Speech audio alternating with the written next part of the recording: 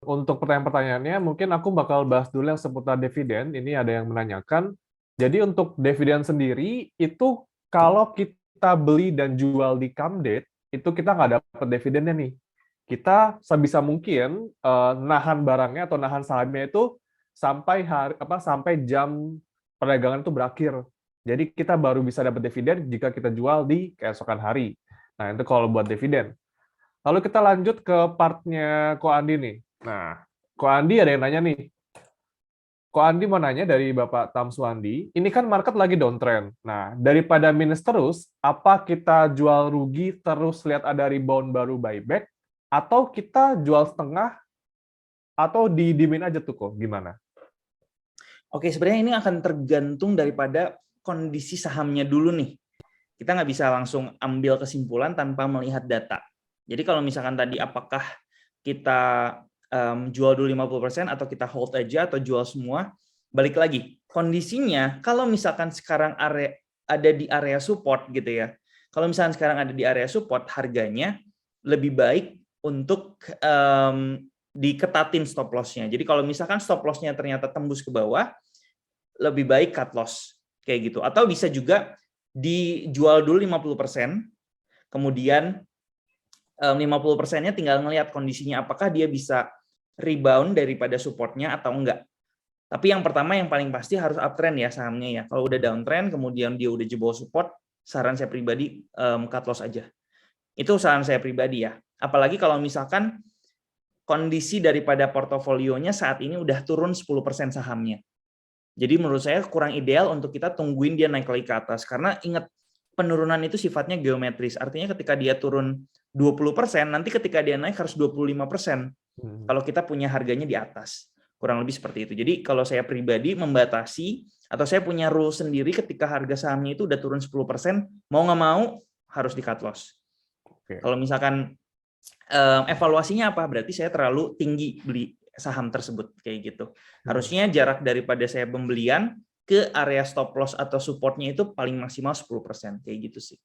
Siap. Semoga membantu. Jadi balik lagi tujuan beli sahamnya apa dan trading plan-nya mungkin ya, Ko Andi ya.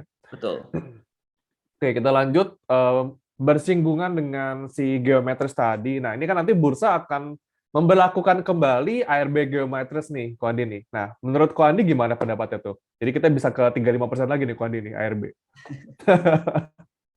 Sebenarnya kalau menurut saya pribadi ya, pandangan saya pribadi sebenarnya gini. Kenapa sih kalau yang sebelumnya kita batasin minus 7%, itu banyak saham yang udah langsung ARB dan kita udah nggak bisa melakukan penjualan lagi. Ya, sometimes seperti itu. Karena memang ARB ini menjadi satu momok juga, karena takutnya besoknya ARB lagi turun ke bawah, akhirnya hari ini dijual aja. Tapi nggak ada yang mau beli nih, atau bidnya nggak ada, kosong kayak gitu kurang lebih. Nah, menurut saya nanti situasinya ketika udah ARB-nya simetris, ketika naiknya bisa 25%, kemudian ARB-nya juga bisa 25%. Kita punya stop loss itu akan lebih aman sebenarnya. Tapi tetap yang paling penting itu kita harus pakai stop loss.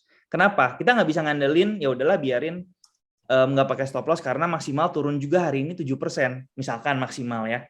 Dengan psikologi trading kita yang seperti itu.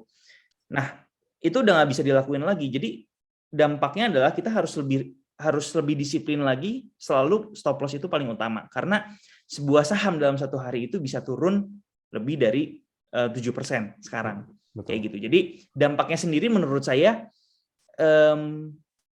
bid overnya itu akan jauh lebih aman atau stabil. Jadi kalau misalkan hari ini ARB, psikologinya adalah besok pun akan lebih banyak orang yang mau menjual saham karena takut turun lagi kayak gitu. Tapi kalau misalkan turunnya lebih dari bisa lebih dari 7%, itu supply dan demand-nya masih bid overnya masih bisa diisi di level-level bawahnya, nggak harus nunggu besok. Sehingga kalau udah pergantian hari itu psikologinya akan berubah sometimes ketika ngelihat saham yang ARB. Jadi kurang lebih seperti itu sih. Ini akan berpengaruhnya ke psikologi daripada investor dan trader aja. Yang penting kita sebagai trader harus paham bahwa satu hari bisa turun maksimal 25% nih, stop loss ketatin. Itu aja sih pesannya. Betul. Jangan sampai jadi investor dadakan ya. Betul.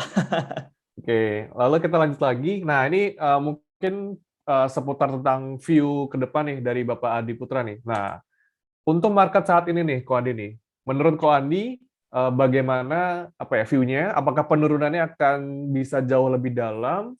Dan kira-kira strategi apa nih yang bisa kita terapkan di market saat downtrend seperti ini, Ko?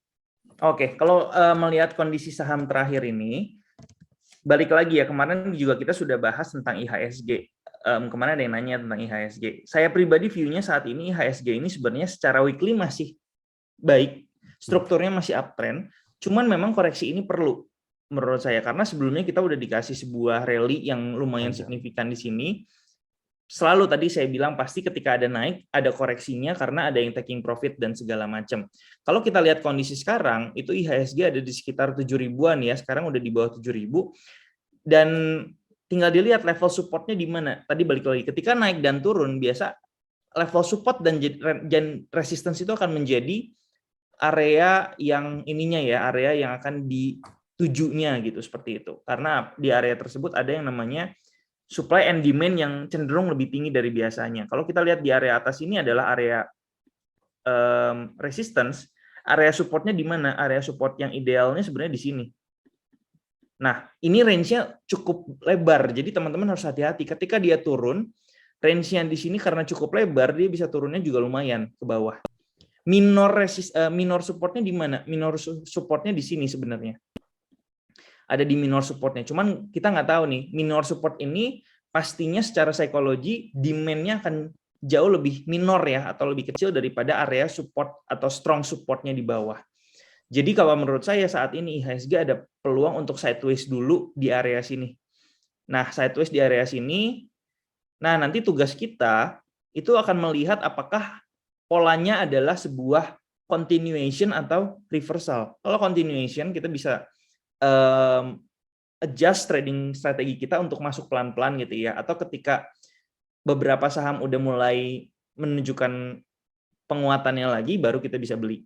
Cuman kalau misalnya reversal itu udah harus hati-hati. Jadi kalau saya view-nya seperti ini, misalkan area IHSG-nya akan lebih sideways, artinya saham-saham yang penggerak IHSG saya akan cenderung hindari dulu karena ada sebuah indecision di dalam pergerakan harganya kayak gitu. Dan beberapa saham juga saya melihat udah cenderung tadi ya overbought istilahnya, atau jenuh beli, atau ada yang namanya divergence juga di beberapa saham. Jadi penurunan ini menurut saya adalah sebuah kondisi yang sebenarnya masih wajar karena kondisi IHSG-nya pun supportnya pun lebar ya, support resistance-nya lebar. Jadi kalau misalkan dia turun ke 6.600, kita harus siap-siap aja sih di situ. Dan di sini adalah area yang oke untuk beli. Tapi di belakangan ini saya melihat ada saham-saham third liner juga yang sebenarnya menarik. Karena third liner ini cenderung market cap-nya nggak besar dan korelasi terhadap IHSG-nya juga nggak terlalu strong. Jadi itu bisa dimanfaatkan sih teman-teman buat misalkan kompetisi atau misalkan buat trading cepat seperti itu. Ya. Jadi selalu ada peluang di balik kejatuhan indeks ya. Betul. Oke, kita lanjut nih, Ko Andi, ini berhubungan dengan support sama resisten. Ini pertanyaan dari Bapak Rian. Ini kalau kita gambar support atau resisten, itu kita nariknya dari candle atau dari shadow-nya nih, Ko? Kalau saya pribadi, sebenarnya gini, nggak ada aturan benar-benar bakunya ya seperti apa. Yang penting kita tahu nih di area sini tuh ada rejection, kita plotting aja. Jadi sebuah support dan resistance itu merupakan sebuah area. Jadi bisa aja tiba-tiba area resistance yang barunya jauh lebih rendah lagi di bawah sini. Itu bisa aja kayak gitu. Tapi ini masih sebenarnya sebuah area besar. Ya, sebuah area besar. Kalau mau lebih gampangnya, biasanya saya itu tariknya dari close ke ujung daripada shadow candle-nya. Jadi closing-nya di mana? Misalkan kita mau tarik yang di sini ya. Closing-nya di mana? Closing-nya kan di atas ini nih. Closing-nya di atas ini. Sorry, misalkan kayak gini ya. Lebih saya zoom in aja. Ini closing-nya di mana? Closing-nya di atas kan, bukan yang di bawah nih. Nah, kemudian kita tarik aja ke kiri. Jadi itu adalah area. Nah, biasanya kalau saya seperti itu. Tapi balik lagi, ini nggak bisa 100% dijadiin acuan juga, karena bisa aja ketika dia turun satu tick di bawah candlestick yang di sini, dia baru naik ke atas atau baru rebound. Itu bisa aja terjadi. Jadi jangan benar-benar jadi acuan banget lah kalau support resistance itu very ini banget lah, subjektif lah istilahnya gitu. Oke. Asal kita tahu di situ adalah area resistance atau support atau area Siap. psikologis kayak gitu. Nah, menyambung sama yang itu, ini ada pertanyaan juga. Gimana kita bisa menentukan nih support sama resisten itu kuat atau lemah tuh, Ko Andi? Gimana? Cara menentukan support tersebut kuat atau lemah, kita lihat dari historinya. Apakah secara histori support resistance itu banyak menyebabkan pembalikan harga atau enggak? Kalau banyak menyebabkan pembalikan harga, artinya support resistance itu cenderung kuat. Contohnya seperti yang di sini. Kalau kita perhatikan di sini ada beberapa kali pembalikan harga di area tersebut. Ini satu ya, ini dua, kemudian masih lagi lah di daerah sini. Kurang lebih seperti itu. Jadi ketika harganya kembali turun ke area tersebut, dia cenderung kuat untuk menahan harga turun lebih dalam lagi. Sebenarnya kan di sini juga ada minor support resistance ya, contohnya di sini. Contohnya di sini. Ini juga ada yang minor nih.